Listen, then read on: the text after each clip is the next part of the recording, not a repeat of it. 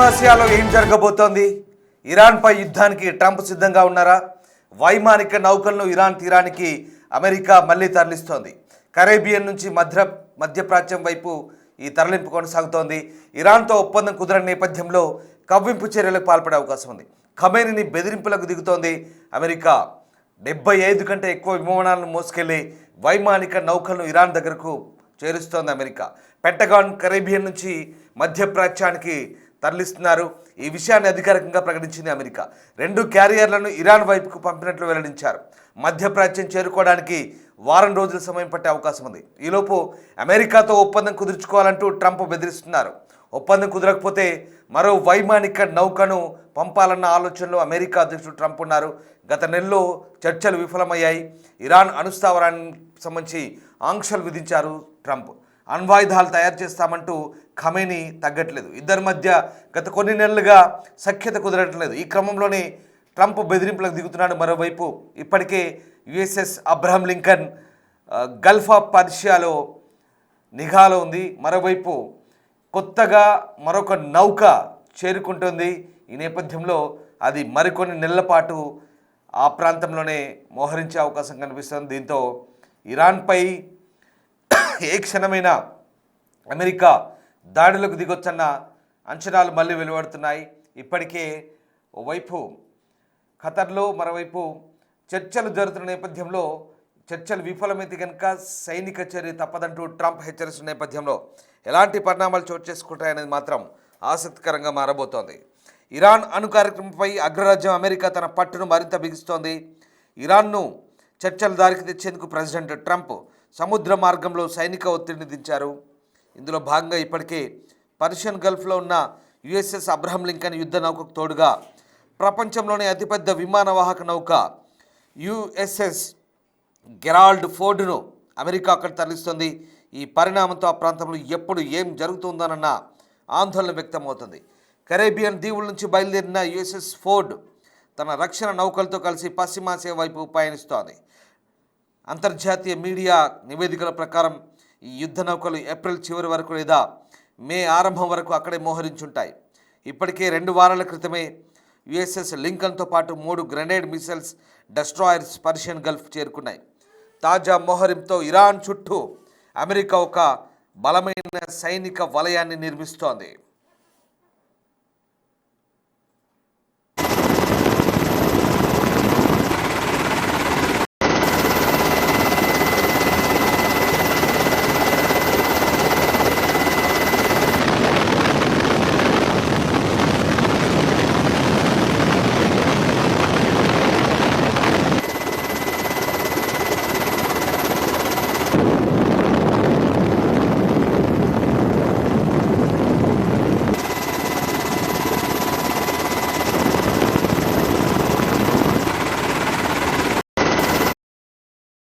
మీరు చూస్తున్న ఆ వాహక నౌక ప్రపంచంలోనే అతిపెద్ద విమాన వాహక నౌక యుఎస్ఎస్ గెరాల్డ్ ఫోర్డ్. ఇది ప్రస్తుతం గల్ఫ్ ఆఫ్ పర్షియాలో మోహరించింది. ఇరాన్ వైపు దూసుకెళ్తోంది. విధ్వంసకర క్షిపణులు, విధ్వంసకర ఫైటర్ జెట్లు ఆ వాహక నౌకలో మోహరించున్నాయి. దీంతో ఇరాన్కు ముచ్చెమటలు పడుతున్నాయి. కరేబియన్ దీవుల నుంచి బయలుదేరిన ఫోర్డ్ తన రక్షణ నౌకలతో కలిసి పశ్చిమాసియా వైపు పయనిస్తోంది.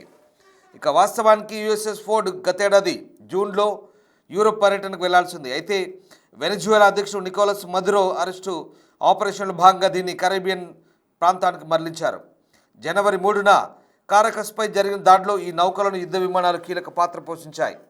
మార్చిలో స్వదేశానికి తిరుగు పయనం కావాల్సిన నౌకకు ఇరాన్ పరిణామాల నేపథ్యంలో ట్రంప్ ప్రభుత్వం తాజా ఉత్తర్వులు జారీ చేసింది.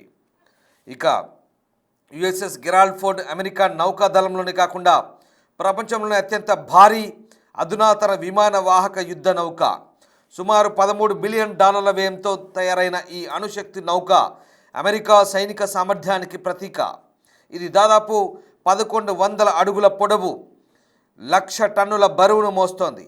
ఈ నౌకపై ఒకేసారి 75 కంటే ఎక్కువ యుద్ధ విమానాలు ఉంచవచ్చు. దీని ప్రత్యేకత ఏంటంటే 2 న్యూక్లియర్ రియాక్టర్ల సహాయంతో ఇది దశాబ్దాల పాటు ఇంధనం అవసరం లేకుండా సముద్రంలో ప్రయాణించగలదు. సాంకేతికంగా ఈ నౌకలో ఎన్నో మార్పులు చేశారు. విమానాలను గాల్లోకి పంపడానికి పాత పద్ధతికి భిన్నంగా ఎలక్ట్రోమాగ్నెటిక్ ఎయిర్ క్రాఫ్ట్ లాంచ్డ్ సిస్టమ్ను ఇందులో వాడుతున్నారు. దీనివల్ల విమానాలు వేగంగా సులభంగా టేకాఫ్ అవుతాయి.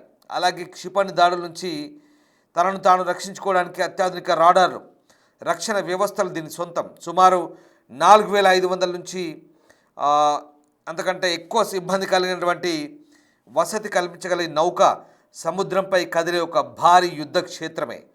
అంతర్జాతీయ ఉద్రిక్తతలు ఏర్పడినప్పుడు శత్రువులను హెచ్చరించడానికి అమెరికా దీన్ని ప్రధానంగా వాడుతోంది. ఇక ఇజ్రాయెల్ ప్రధాని నెతన్యాహుతో భేటీ తర్వాత ట్రంప్ చేసిన వ్యాఖ్యలు మళ్ళీ కలకలం రేపుతున్నాయి. గతంలో ఇరాన్ అణుకేంద్రంపై జరిగిన ఆపరేషన్ మిడ్ నైట్ హ్యామర్ దాడిని ఆయన గుర్తు చేస్తున్నారు. 2025 జూన్ 21, 22 తేదీల్లో అమెరికా జరిపిన ఈ మెరుపు దాడిలో ఇరాన్లోని ఫోర్డో, నంతాజ్, అలాగే ఇస్ఫహాన్, ఫోర్డో, నంతాజ్తో పాటు ఇస్ఫహాన్ వంటి అణు కేంద్రాలు బాగా దెబ్బతిన్నాయి. ఈసారి కూడా చర్చలు ఫలించకపోతే అంతకంటే ఘోరమైన పరిణామాలు అంటే ట్రమాటిక్ అవుట్కమ్ ఎదుర్కోవాల్సి ఉంటుందంటూ హెచ్చరించారు. ఒక్కసారి మనం చూస్తున్న దృశ్యాలు భారీ యుద్ధ వాహక నౌక గెరార్డ్ ఫోర్డ్ సుమారు 4500 మంది సిబ్బంది కలిగినటువంటి ఒక భారీ కదిలే యుద్ధ క్షేత్రమైనటువంటి ఆ నౌక ఓడ ఏ రకంగా గల్ఫ్ పర్షియన్ ప్రాంతంలో విస్తరించిందో చూడొచ్చు. ఇక్కడ భారీ యుద్ధ విమానాలు దాదాపు 75 యుద్ధ విమానాలు ఉంటాయి అందులో. అసలు దీనికి సాటే లేదు. ఎప్పుడు ఏ దేశాన్ని బెదిరించాలన్నా, ఏ దేశంపై యుద్ధానికి బయలుదేరాలన్నా సముద్ర తీర ప్రాంతాల్లో ఈ యుఎస్ఎస్ గెరాల్డ్ ఫోర్డ్ టీవీగా దర్జాగా అటువైపు బెదిరించుకుంటూ వెళ్తుంది. ఒక్కసారి ఆ గెరాల్డ్ ఫోర్డ్ యుద్ధ వాహక నౌక అయినటువంటి ఆ భారీ ఓడని చూడొచ్చు.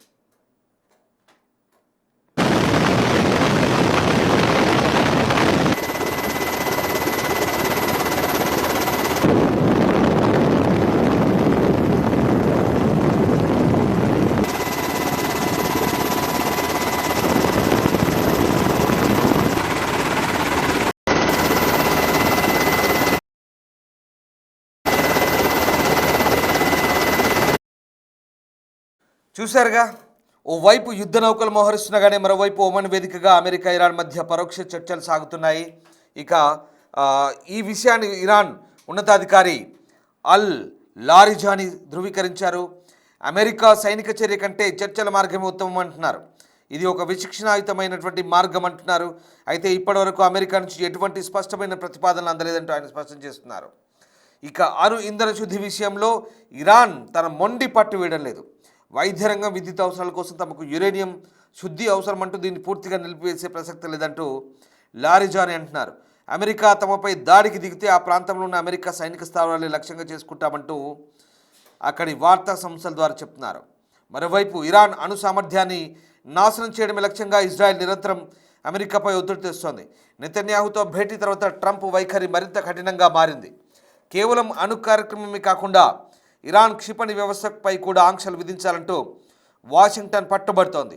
ఈ ఉద్రిక్తత చర్చల ద్వారా సమసిపోతాయని లేక మరొక సైనిక ఘర్షణకు దారితీస్తాయన్నది రానున్న రోజుల్లో తేలబోతోంది. సో మొత్తం మీద అణ్వాయుధ కార్యక్రమాలు నిలిపివేసేలా ఇరాన్పై ఒత్తిడి తెచ్చేందుకు అమెరికా భారీ సైన్యాన్ని తరలిస్తోంది. బల ప్రయోగంతో ప్రస్తుతం ఈ యుద్ధ నౌకలను మోహరిస్తోంది. చూశారుగా, గెరాల్డ్ ఆర్ ఫోర్డ్ ఇదొక భారీ యుద్ధ నౌక.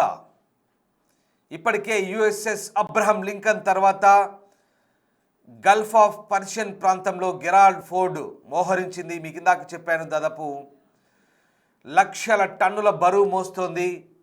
వేలాది మంది సిబ్బంది ఉంటారు. 75 పైగా యుద్ధ వాహక నౌక విమానాలు అందులో మోహరించుంటాయి. అంతేకాదు అణ్వస్త్రాలను మోసుకెళ్తోంది. న్యూక్లియర్ వార్ హెడ్లను కూడా కలిగి ఉంటుంది.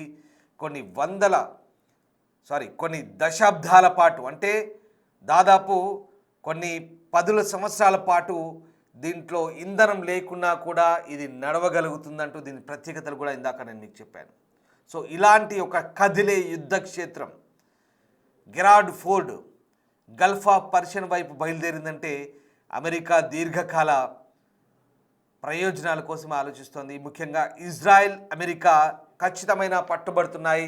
ఇరాన్ దగ్గర యురేనియం నిల్వలు ఉండకూడదు, అంతేకాదు అక్కడ మిసైల్ సంబంధించినటువంటి వ్యవస్థ కూడా పూర్తిగా ఉండకూడదని చెప్తోంది. ఇజ్రాయెల్ పట్టుతో అమెరికా గట్టిగా నిర్ణయం తీసుకుంటుంది. మరి ఒమన్ వేదికగా జరుగుతున్న చర్చలు కనుక విఫలమైతే ఇరాన్పై ఖచ్చితంగా సైనిక చర్యలు ఉంటాయంటే అమెరికా హెచ్చరిస్తుంది. ఏదేమైనా ఇరాన్ కూడా దారికి రావట్లేదు. అణ్వాయుధాల తయారీని, యురేనియం సిద్ధుని ఆపండ్రా బాబు అని చెప్పినా కూడా అస్సలు ఆగట్లేదు. మనకు తెలిసింది గతంలో ఫోర్డో, నతాంజు ఇట్లాంటి ఇస్ఫహాన్ వంటి కేంద్రాలపై అమెరికా B-2 బాంబర్లతో దాడి చేసినా ఇరాన్ ఎక్కడ తగ్గట్లేదు. మేము కూడా ఇలా ఎక్కుపెట్టి రెడీగా ఉన్నాం. చుట్టుపక్కల ఖతార్ కావచ్చు, ఈజిప్ట్ కావచ్చు, జోర్డాన్ కావచ్చు, కువైట్ కావచ్చు, అబుదాబి కావచ్చు, ఎక్కడెక్కడైతే అమెరికా ఎయిర్ బేస్ ఉన్నాయో, అలాగే ఇజ్రాయెల్ ఉందో వాటన్నిటిపైన మా మిసైల్స్ ఎక్కుపెట్టున్నాయి, మేము కూడా దాడి చేస్తామంటున్నారు. కానీ ఇరాన్ ఎన్ని రోజుల పాటు పోరాడగలుగుతుంది? అమెరికా, ఇజ్రాయెల్, బ్రిటన్ కలిస్తే ఇరాన్ పరిస్థితి ఏంటి? ఏం జరుగుతుంది? మళ్ళీ రక్తపు టేర్లు పారబోతున్నాయా? ఇరాన్ కనుక దారికి రాకపోతే, అణ్వాయుధాల తయారీని ఆపకపోతే అమెరికా, ఇజ్రాయెల్, బ్రిటన్ ఎలాంటి చర్యలకు పూనుకోబోతున్నాయి? ఇదిగో మీరు చూస్తున్న దృశ్యాలు గల్ఫ్ ఆఫ్ పర్షియాలో నెలకొన్న యుద్ధ వాతావరణం సంబంధించిన దృశ్యాలు. ఇంకా కొద్ది రోజుల్లో ఏం జరగబోతోంది? ఎలాంటి పరిణామాలు చోటు చేసుకోబోతాయి? అంతర్జాతీయంగా ఎలాంటి పరిస్థితులు తలెత్తబోతున్నాయి? Wait and see.